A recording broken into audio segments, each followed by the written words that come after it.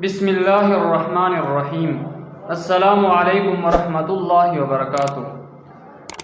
جب کسی کا دل بار بار گناہ کی خواہش کرے، یعنی بار بار دل میں یہ بات آتی ہو کہ میں گناہ کروں، تو اس کے لیے یہ عمل جو ہے یہ بہت مجرب ہے۔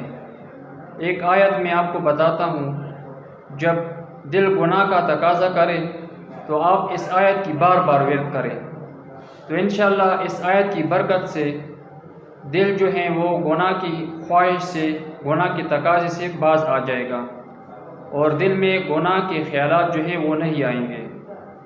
تو آیت پڑھنے سے پہلے بسم اللہ الرحمن الرحیم پڑھنا ہے، پھر اس کے بعد یہ آیت پڑھیں، ربنا افرغ علینا صبرا وتوفنا مسلمین۔ ربنا افرغ علینا صبرا وتوفنا مسلمین۔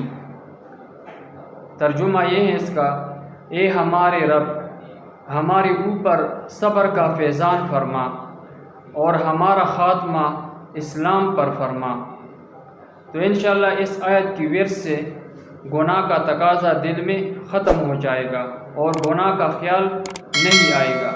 جب بھی آپ کا دل گناہ کا تقاضا کرے تو اس آیت کو بار بار پڑھے، یعنی اس کی مقدار نہیں، بار بار اس کو پڑھے۔